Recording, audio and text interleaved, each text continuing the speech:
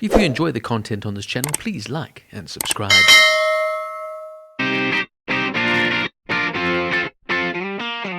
True Detective Night Country is the fourth season of True Detective, an American anthology crime drama television series created by Nic Pizzolatto, which premiered on January 14, 2024 on HBO. Season 4 is set in this fictional town of Ennis, Alaska, and follows the investigation behind the disappearance of 8 men from a research station. The season stars Jodie Foster and Reis as Detective Liz Danvers and Evangeline Navarro. It is the first season to carry a subtitle. Night Country was created by Isa Lopez, who serves as the showrunner, writer and director. It is the first season without the involvement of Pizzolatto, however he is still credited as an executive producer. Initially, Nic Pizzolatto was directly involved in the fourth season of True Detective, but ultimately Isa Lopez would be selected as the showrunner, writer and directing the whole season. Pizzolatto would remain as an executive producer, marking his first season without a writing credit. Before the release of the third season, Pizzolatto explained that he had a really wild idea for a potential fourth season. After the season finished airing, he explained that he decided to drop his idea, intending to use a new idea after discussing with an unnamed actor about the project. In July 2019, Casey Bloys, HBO president and programming, said that if Nic has an idea that he's excited about, we will talk about it, but are not rushing into anything.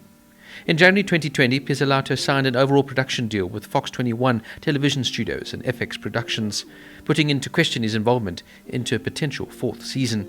By the next year, HBO began exploring ideas for a fourth season with other writers, including Lucia Piazzo and Sam Levinson. Bloys later said, "There is something in True Detective area. There are things we're feeling good about. I would say stay tuned on that one." In March 2022, HBO announced the fourth season entered in development, which would carry a subtitle, Night Country, a first for the series. Lopez would write and direct and also executive produce the season alongside Barry Jenkins, Adele Romansky and Mark Serac. In June 2022, HBO officially greenlit the season, with Lopez serving as a showrunner. While preparing for Season 4, subtitled Night Country, director and writer Isa Lopez chose to create a dark mirror of the first season. She would say, where Season 1 is male and it's sweaty, Night Country is cold and it's dark and it's female. In an interview with AV Club, Lopez credited John Carpenter's The Thing, the overlook hotel from The Shining, and the spacecraft Nostromo from Alien as an inspiration. She said, "Guys, me being who I am, I'm going to tap into that, go for it," referring to the supernatural elements of True Detective's first season, which has Karkoska and the Yellow King. Lopez also cited the Diatel of Pass incident and Mary Celeste as inspirations for the season. Just a quick side note on the Diatel of Pass incident, it was an event in which 9 Soviet hikers died in the northern Ural Mountains between February 1st and 2nd, 1959, under uncertain circumstances. And the Mary Celeste was a Canadian-built, American-registered merchant brigantine that was discovered adrift and deserted in the Atlantic Ocean off the Arizonian Islands on December 4th, 1872. Another inspiration was Billie Eilish's 2019 song Bury a Friend, which Lopez described as such a dark, moody, fun, sinister little song that I thought it could absolutely work. It was used to score Night Country's title sequence. Lopez started to listen to Eilish during the COVID-19 lockdown when she wrote the season and noticed how similar in the theme Bury a Friend lyrics were. In 2019, Eilish said she wrote the song from the perspective of a monster under a bed. Lopez was recorded to say, "It's perfectly possible that the events of the show happened because I was listening to Billy." In May 2022, Jodie Foster was confirmed to star in the season, marking her first adult TV role and her first starring role in a TV series since 1975. Foster described her character, Chief Danvers, as an awful Alaskan Karen. In June 2022, it was reported that Reis would join Foster as a co-lead. In a role originally conceived as a Latina and a hard-ass military veteran, Reis is also an American professional boxer. She's a former world champion in 2 weight classes, having held the WBC female middleweight title in 2016 and the WBA, WBO and IBO female light welterweight titles between 2020 and 2022. With a total of 27 fights, she has 19 wins, 5 by knockout, 7 losses and 1 draw. In September of 2022, it was reported that John Hawkes, Christopher Eccleston, Fiona Shaw, Finn Bennett and Anna Lambie would also be appearing in the season. Eccleston stated, "I'd never taken such a small part if it wasn't for Jodie. All my scenes are with her, and she's been such a heroine of mine for so many years." The season was filmed in Iceland and Alaska with a budget of $60 million. Filming began in November of 2022 and wrapped in April of 2023. Conditions included nighttime shoots at minus 23 degrees Celsius or minus 9 Fahrenheit, with director Lopez commenting, "I'm Mexican, so I'm really not fond of the cold." She said that the viewers would find the environment authentic because we were there, because the actors were cold, because the filmmakers were cold.